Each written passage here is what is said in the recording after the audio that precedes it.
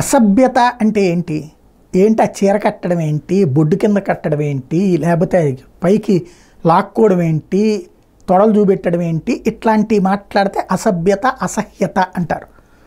అంతేగాని పసుపు చీర కట్టుకుని వెళ్ళడం అనేటువంటి దాంట్లో బూత్ ఏంటి అంటే, నిన్న ఫస్ట్ జగన్ ఎప్పుడైతే పూర్తి రివర్స్ అటాక్ ఇచ్చాడో, షర్మిలకు సంబంధించిన ఉపన్యాసాలు చాలా క్లియర్గా ఇచ్చాడో, ఆ మాటలకన్నిటికీ సమాధానం. ఎందుకంటే అవినాష్ రెడ్డి అన్నటువంటి వ్యక్తికి సీట్ ఇచ్చింది తను, కానీ షర్మిల కానీ సునీత కానీ ఏం మోసం చేస్తున్నారు వాస్తవంగా? ఈ మాట అనగానే జగన్ సూట్ కేసులు పంపిస్తాడనే వాళ్ళ ఆ సొంటలను వదిలేద్దాం. ఎందుకంటే నేను ఫస్ట్ నుంచి చెప్తున్నాను, ఈ కేసులో ఫాలోఅప్లో కనబడుతున్నటువంటిది అవినాష్ రెడ్డికి సీట్ ఇచ్చింది జగన్మోహన్ రెడ్డి, వివేకానంద రెడ్డికి సీట్ ఇవ్వంది జగన్మోహన్ రెడ్డి, షర్మిలని కానీ విజయమ్మని కానీ పోటీ పెట్టకూడదు అనుకున్నది జగన్మోహన్ రెడ్డి. ఇంకా అట్లాంటప్పుడు బాబాయ్ చెప్పాడు షర్మిలకి సీట్ ఇప్పిద్దాం అనుకున్నాడు అందుకని మర్డర్ జరిగిందంటే అంతకంటే మూర్ఖత్వం మరొకటి లేదు. అసలు నిజాన్ని దారి మళ్లించడం. ఇప్పుడు అందులో భాగంగా ఆవిడ అదే కథ నడపాలని ప్రయత్నిస్తున్నది సునీత కానీ షర్మిల కానీ.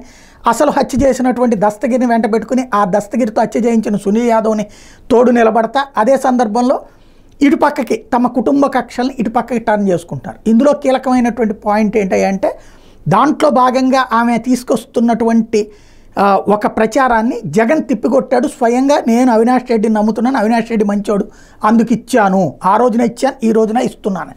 దీంతో మర్డర్ కేసులో ఏదైతే ప్రజల దగ్గరికి తీసుకెళ్లాలనుకున్న అంశం పక్కెళ్ళిపోయింది. దాంతో అర్జెంటుగా ఇష్యూ డైవర్ట్ చేయడానికి చెల్లెలు చీర గురించి మాట్లాడతావా అంటూ చంద్రబాబు నాయుడు, లోకేష్ దాన్నే నిన్న సాయంత్రం షర్మిల ఉపన్యాసం. సాధారణంగా ఇప్పుడు తెలంగాణలో పోటీ చేస్తానన్నప్పుడు ఏం చేసింది షర్మిల? బీజేపీని తిట్టిపోసింది, కాంగ్రెస్ని తిట్టిపోసింది కదా, టీఆర్ఎస్ని తిట్టిపోసింది, అందరినీ తిట్టిపోసింది కదా. మరి ఆంధ్రాలో పోటీ అన్నప్పటి నుంచి ఒక్క బీజేపీని, జగన్మోహన్ రెడ్డిని, బీజేపీని కూడా మొట్టికాయలు, జగన్మోహన్ రెడ్డిని తీవ్రంగా దుర్భాషలాడటం, ఇది తప్పించి తెలుగుదేశాన్ని ఒక్క మాట అంటుందా, జనసేన ఒక్క మాట అంటుందా? లేదే. అంటే అర్థం ఏంటి?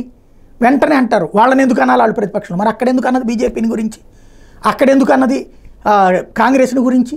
అక్కడ ప్రతిపక్షంలో లేదు కదా, ఇక్కడ ప్రతిపక్షంలోనే కొద్దిగా కాంగ్రెస్ ఉంది మొన్నటిదాకా. మరి ఎందుకు అంది వాళ్ళని?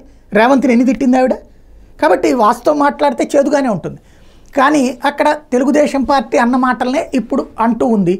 చంద్రబాబు గారు ఏదైతే ట్వీట్ చేశారో ఇక్కడ కాన్సెప్ట్ నోట్ అని ఒకటి వస్తుందన్నమాట. ఏం మాటలు మాట్లాడాలి ఇవాళ అన్నటువంటిది పవన్ కళ్యాణ్కి, షర్మిలకి ఇద్దరికి తెలుగుదేశమే పంపిస్తున్నట్టుంది. వెంటనే చీర గురించి మాట్లాడతావా? పసుపు చీర అంటే తప్ప? పసుపు చీర తప్పని ఎవరన్నారు? పసుపు చీర కట్టుకుని చంద్రబాబు దగ్గరికి వెళ్ళాల్సినంత దౌర్భాగ్యం ఎందుకు వచ్చింది నీకు? పసుపు పూలు, పసుపు చీర కట్టుకుని చంద్రబాబు దగ్గరికి వెళ్ళడం అంటేనే అసలు అంతకుముందు ఏనాడని చంద్రబాబు దగ్గరికి వెళ్ళావా? నీ ఇంట్లో ఫంక్షన్స్ దేనికన్నా వెళ్ళావా? లేదు కదా. పవన్ కళ్యాణ్ దగ్గరికి వెళ్ళావా? లేదు కదా. నీ అన్నని కవ్వించాలనుకుంటున్నావు, నీ అన్నకి వ్యతిరేకంగా చూపించాలనుకుంటున్నావు, అందులో భాగం. ఈ మాట అనగానే జగన్ సూట్ కేసులు పంపించవచ్చు. కానీ పాయింట్ ఏంటంటే అసలు నిజం అనేది చేదుగా ఉంటుంది.